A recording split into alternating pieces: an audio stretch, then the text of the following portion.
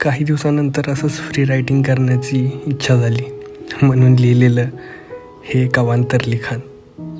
बघा कसं वाटते. तिलाही ती हवी होती आणि मलाही तीच. बाकी काही नको होतं. जे होतं जसं होतं तेच माझ्यासाठी काफी होतं. ती हसत राहायची, मनातलं सगळं माझ्यासमोर ठेवायची. मी तिचं सगळं ऐकत राहायचो.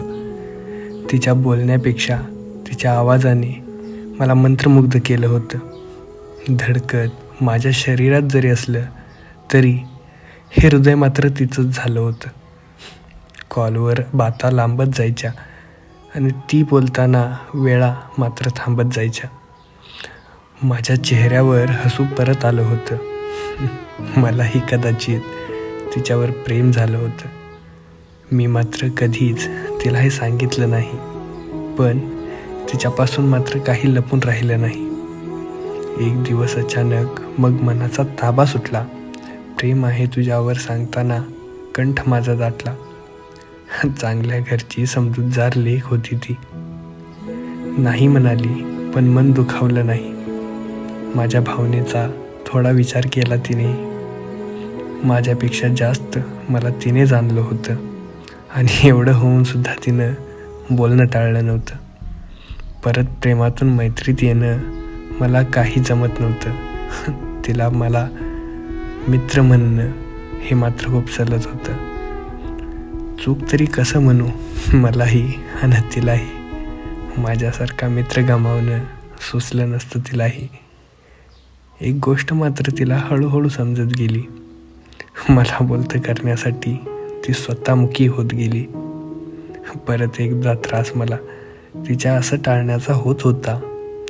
प्रेम तर आधीच मेलेलं, आता मैत्रीचा जीव घोटत होता. परत एकदा अचानक भावनेचा विस्फोट झाला. तिनेही मग डोळ्यांचा भांड माझ्यासमोर केला. ते होतं शेवटचं बोलणं तिच्या आणि माझ्यातलं. कारण हसण्याचं निघून गेलं आयुष्यातलं. तिलाही ती हवी होती आणि मलाही तीच. तिला जगायचं होतं मनसोक्त.